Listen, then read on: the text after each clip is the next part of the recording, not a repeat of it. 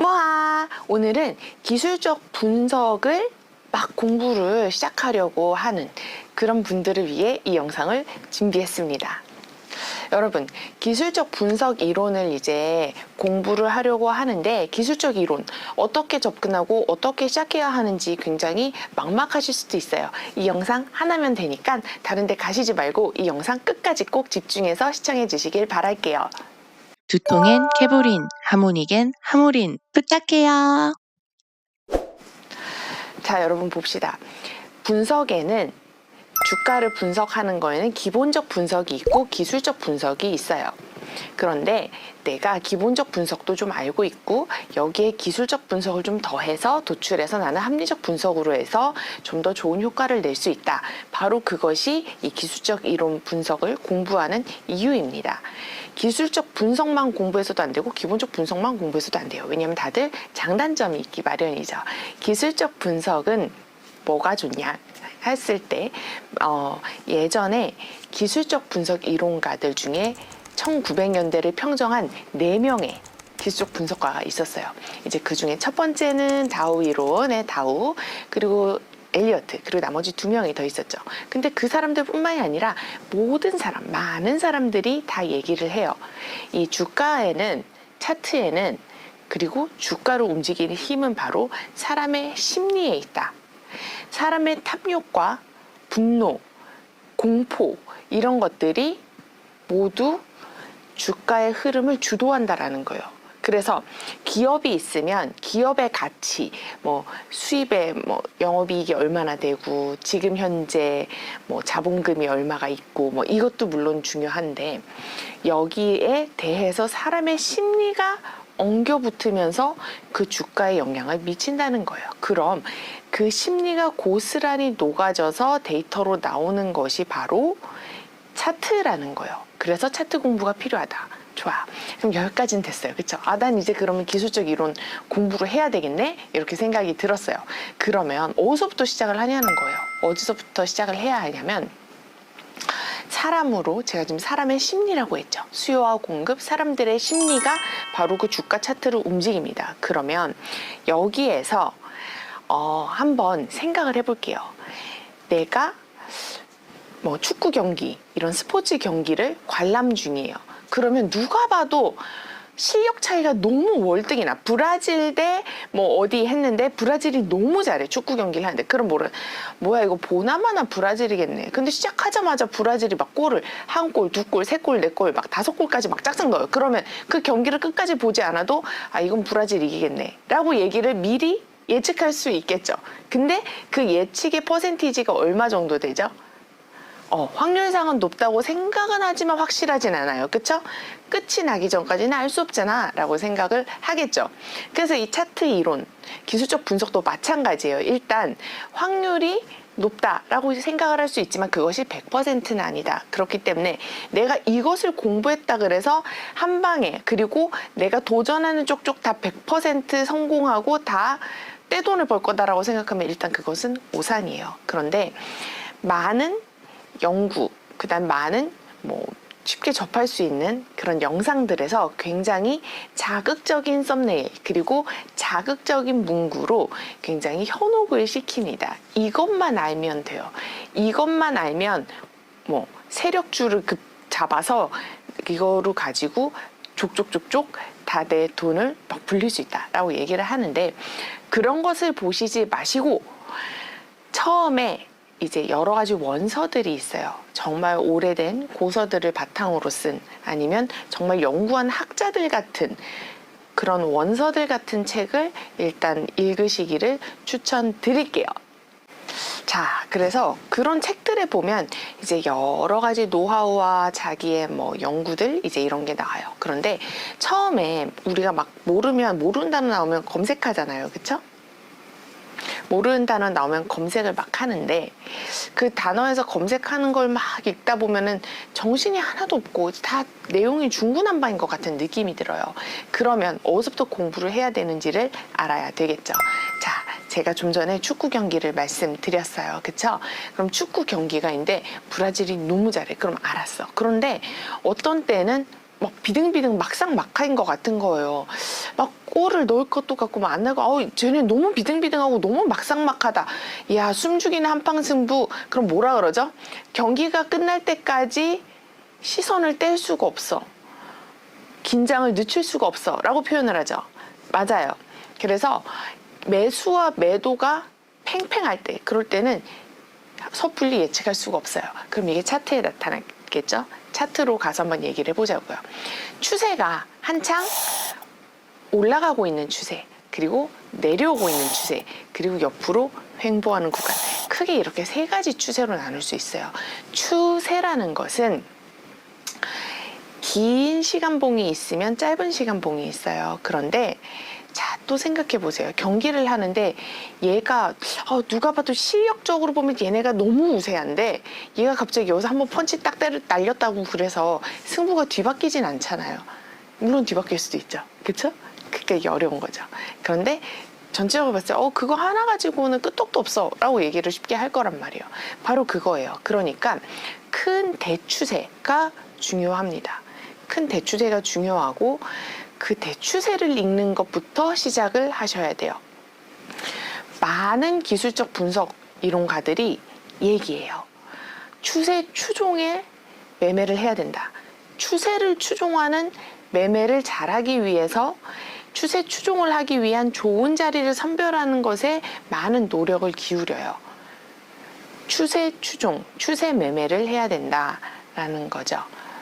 그래서 그 추세는 큰 대추세에서 나타나고 차트를 딱 펼쳐서 보면 추세가 있고 비추세가 있어요. 근데 그 추세가 올라가는 추세, 이런 건 추세라 그래요. 그리고 옆으로 가고 있을 때 횡보, 비추세, 매집 구간, 이런 다 비슷한 용어로 해요. 용어라고 하는 게, 그리고 기법이라고 하는 게 자칫 사용하면 이것도 있고 저것도 있고 뭐가 이렇게 알아야 되는 게 많아 라고 하지만 거의 하나로 통할 때가 많습니다. 다 비슷한 얘기를 하는데 용어만 다른 경우도 되게 많아요. 그 이유 중에 하나는 마케팅이에요. 왜냐하면 자꾸 새로운 걸 발견했다 그래야 되고 자꾸 새로운 거라고 해야지 또 사람들이 또 사서 듣고 또 사서 보고 할 거 아니에요. 이건 새로 나왔네, 이건 뭐지? 이러면서. 그쵸? 신제품 출시처럼. 그런데 사실은 어느 정도 얘기하면 다 동일해요. 왜? 정해져 있으니까요. 뭐 차트 안에서 일어나는 일들이, 그쵸? 돌고 도는 건데 그게 말만 자꾸 바뀌는 경우가 되게 많아요. 그래서 그런 함정을 조심하셔야 되고, 그렇기 때문에 많은 사람들이 얘기를 하는 게 수많은 이론이 있는데 그 중에 한 가지만 깊이 팔면 된다 라는 얘기가 거기서 나오는 거예요. 왜냐하면 다른 이론, 또 다른 이론, 다 비슷한 얘기인데 다른 말을 하고, 다른 용어를 써가면서 표현하고 있는 것 뿐이거든요.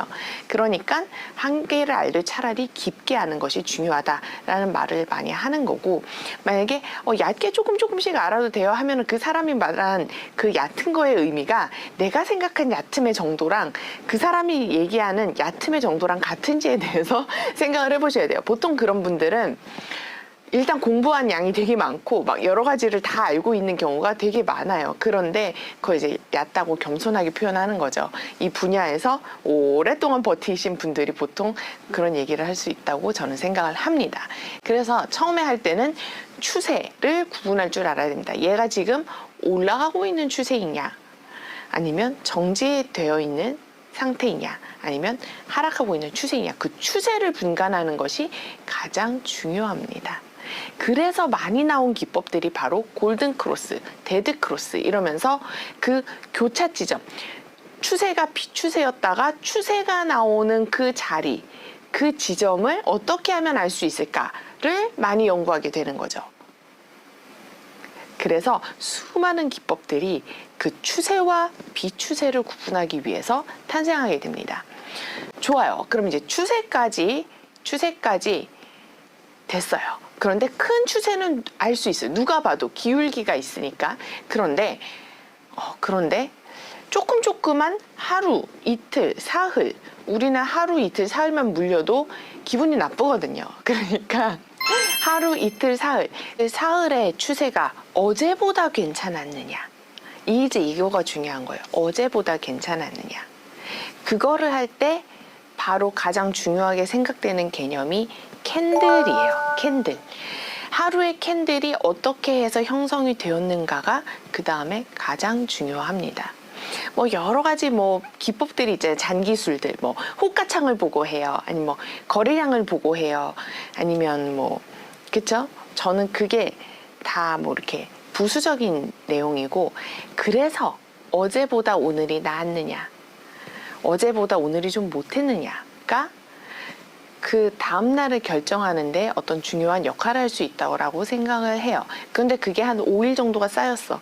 그러면 더 중요하겠죠. 뭔가 추세가 나올똥 말똥 할 테니까요. 그래서 그렇게 생각하시면 되는데, 그럼 이 어디까지나 확률적인 얘기예요. 그런데 이 캔들이 그럼 어떻게 움직이느냐, 어떻게 완성되느냐, 그리고 여러분들 이게 중요한 이유는 시가와 종가가 중요하기 때문이에요. 시작하는 가격, 그리고 종가, 마지막 가격. 그게 중요하다는 얘기가 그냥 그 캔들이 중요하다는 거고, 하루 캔들이 어떻게 완성돼서 뭘로 끝나는가가 중요한 거예요.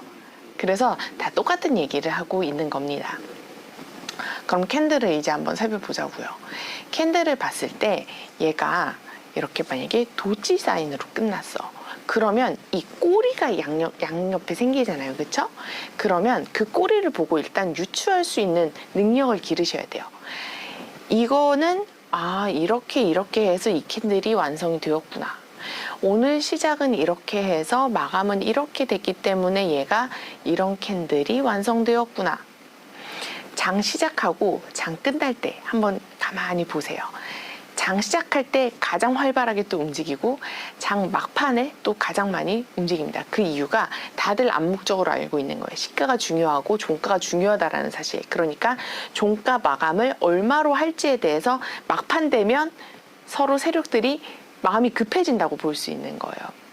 우리도 왜 경기 복싱을 한다고만 생각을 해보세요. 그런데 너무 비등비등해, 막상 막하에, 그럼 어디로 갈지 모르겠어, 정말 팽팽하다 하면 꼬리가 양옆에 이렇게 길게 있는 거죠. 그쵸? 팽팽하게. 그런데 마지막에 얘 지금 마감 시간 3분 전입니다. 그럼 어떻게 되겠어요? 마감 시간 1분 전입니다. 점점 조여올수록 막판에 어떻게 해서든 승부를 내려고 더 막판 스퍼트야 이러면서 막 하겠죠. 그쵸? 달리기도 마찬가지겠죠. 그쵸? 그래서 그런 걸 생각해 보시면 알 수가 있어요. 그래서 캔들이 어떻게 해서 완성되었는지, 그리고 이 긴 시간 프레임을 짧은 걸로 그럼 옮길 수가 있겠죠. 얘는 이렇게 움직였으니까 짧은 시간 내에서 이렇게 움직였겠구나를 알 수 있는 거예요. 그러면 그게 만약에 횡보 중인 구간이 나온다. 그러면 동일하게 어느 한 지점을 지지하고 있다던가 뭔가 저항을 받고 있다던가 하는 지점들이 나와요. 그래서 만약에 비추세 영역에 들어오면 얘를 깬다, 얘를 넘는다, 이게 굉장히 중요한 하나의 촉도가 될 수 있는 거죠. 그래서 추세를 구별하고 그 다음번에는 캔들을 이해하는 방식을 느끼셔야 합니다. 그 캔들이 캔들이 움직이는 방식이 이제 이해가 됐다면 이제 거기에 자잘한 기술적 이론들을 입힐 수가 있는 거예요. 그런데 그 이론들이 얘기하는 것도 거의 다 똑같아요. 어디가 변곡점이냐? 어디가 추세가 새로 시작되느냐? 어디가 추세가 끝이냐? 계속 그 얘기만 하고 있는 거예요. 추세가 가장 중요하고, 추세가 시작되느냐, 끝나느냐가 중요하고, 그때에는 중요한 게 제가 방금 말씀드린 캔들이 중요하고, 캔들이 중요하기 때문에 그 다음에 지지와 저항이 중요하다. 그래서 이 한창 동안에 지지하고 있는 구간을 또다시 지지하고 올라간다. 그럼 여긴 강력한 지지점이네, 좋았어 하는 게 되겠고요. 여기 강력한 돌파 저항 자리인데 이번엔 저항을 뚫었어. 그럼 어떻게 되죠? 와, 이거 간다. 이 저항을 뚫었어? 대박. 이렇게 되는 거예요. 신기록 세웠네? 이렇게 되는 거죠. 그래서 이런 논리를 잘 이해하시면 되고, 추세가 그래서 뭐 오랫동안 저항받은 자리를 뚫는다. 그러면 추세, 모멘텀이라는 게 동원이 된다는 거예요. 그럼 추진력이 붙는다는 거고, 자동차가 부앙 하면서 날아가는 것처럼 부앙 하면서 로켓가 탁 나가게 되는 거예요. 그래서 그런 원리를 생각하시면 좋고, 그것을 바탕으로 이제 여러 가지 이론들이 있는데, 그 중에 이제 하나가 바로 제가 주로 강의를 많이 하고 있는 하모닉 이론이다라고 하는 겁니다. 일단 여러 가지 기본적 이론은, 기술적 이론을 내가 이제 공부하겠다 하면 찰스 다우가 거의 시족격이에요. 뭐 거의 대부분의 기술적 분석은 1900년대에 미국을 중심으로 유행했던, 성행했던 그런 이론들로부터 내려옵니다. 그런데 1900년대에 다우 이론이 거의 시초라고 할 수가 있어요. 1900년대 찰스 다우의 다우 이론으로 인해서 그 밑에 여러 가지 이론들이 파생되게 됩니다. 그러니까 다우 이론을 잘 아시면 되는데, 다우 이론의 기본은 뭐냐? 바로 추세예요. 다시 처음으로 돌아갔죠? 다시 처음으로 돌아가는 거예요. 추세가 돌아갔어요. 그럼 그 다음 뭐예요? 캔들이죠. 다시 캔들로 돌아가는 거예요. 이전 캔들 위에 있느냐, 이전 캔들 밑에 있느냐, 이겁니다. 그래서 돌고 돌고 도는 얘기예요. 그리고 지지와 저항을 바탕으로 하는 이론을 공부하겠다 하면 다우 이론을 먼저 일단 관련 서적을 쭉 읽으시면, 이거는 지금 차트 공부가 아니고 뭐 심리를 다스리는 내용이야? 라고 얘기를 할 수가 있는데, 사실 그 안에 되게 주옥 같은 글귀가 많고 중요한 내용들이 많이 있습니다. 그래서 그거를 공부하고 그것을 바탕으로 이제 파생된 이론들을 공부하는데, 그래서 지지와 저항, 그래서 추세 변곡이 언젠데 다 이 문제로 귀결됩니다. 이거를 반드시 아시고 공부를 하시면 되고, 정 힘들면 저와 함께 하모닉 이론 공부해 봅시다.